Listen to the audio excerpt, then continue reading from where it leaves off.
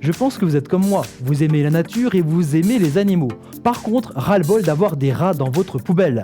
Ras-le-bol d'avoir les durites de votre voiture complètement grignotées. Ras-le-bol d'avoir des chevreuils qui dévastent votre potager.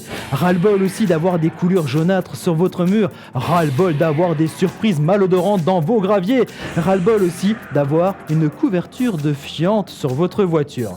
Contre tout ça et contre bien d'autres problèmes, nous avons trouvé l'arme fatale. Quand je parle d'arme fatale, c'est une arme très gentille puisqu'elle ne va pas faire de mal aux animaux, elle va se contenter de les repousser. Cette arme fatale, c'est notre anti-nuisible à ultrasons. Il va émettre différents ultrasons selon les animaux que vous voulez repousser. Il existe donc 5 modes. Le premier mode, ici, va servir à repousser plutôt les chiens et les chats. On va passer ensuite au mode numéro 2. Le mode numéro 2 va s'adresser aux animaux un peu plus gros. Là, on s'adresse aux gibiers, comme les renards par exemple, comme des chevreuils ou des sangliers. Enfin, on passe au mode 3. Le mode 3, par contre, là, on va réduire de taille les animaux, puisque ça va s'adresser aux mulots, aux rats, aux rongeurs, tous les petits rongeurs. Enfin, le mode 4, lui, va s'adresser aux oiseaux et va envoyer un petit flash lumineux. Enfin, le dernier mode, le mode 5, lui va balayer l'ensemble des fréquences et va utiliser finalement le mode 1, 2, 3 et 4, donc avec toutes les fréquences et en plus le flash lumineux pour faire un ensemble et repousser quasiment tous les animaux.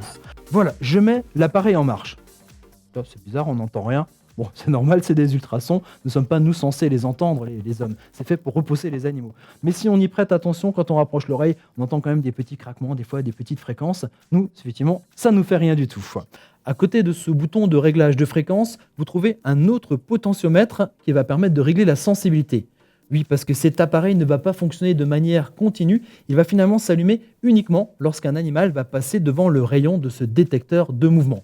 Et donc, avec ce potentiomètre, vous pouvez régler la sensibilité de ce détecteur. Ce que je vous conseille de faire, c'est de faire des essais, puisque finalement, l'efficacité de l'appareil va vraiment dépendre de son emplacement. Comment faire des essais? C'est assez simple. Vous utilisez ce mode 5 pour pouvoir avoir les flashs lumineux, et vous intégrez ici ce pied qui se trouve fourni avec cet appareil à ultrasons, et vous allez pouvoir le planter dans un seau ou dans un pot de fleurs, et le déplacer, et pouvoir faire vos essais, voir là où ça fonctionnera le mieux. Ensuite, vous pouvez le mettre à une position définitive, soit en utilisant encore ce pied, soit en utilisant ici un petit trou qui se trouve à l'arrière du boîtier qui va vous permettre de le fixer sur une vis que vous aurez préalablement percée pour l'intégrer au niveau du mur chez vous. Enfin, un dernier point, c'est l'alimentation de cet appareil. C'est un appareil électrique. À l'intérieur, vous avez 3 piles rechargeables. Premier moyen de les recharger, c'est avec ce cordon qui va, en le branchant ici et en le branchant après à un chargeur USB, vous pouvez recharger cet appareil.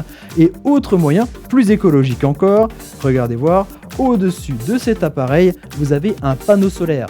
Lorsqu'il y a assez de soleil, assez d'intensité lumineuse, ça va permettre de recharger les piles. Et même lorsqu'on est en basse saison en hiver, ça va permettre de garder une autonomie beaucoup plus longue au niveau de vos piles.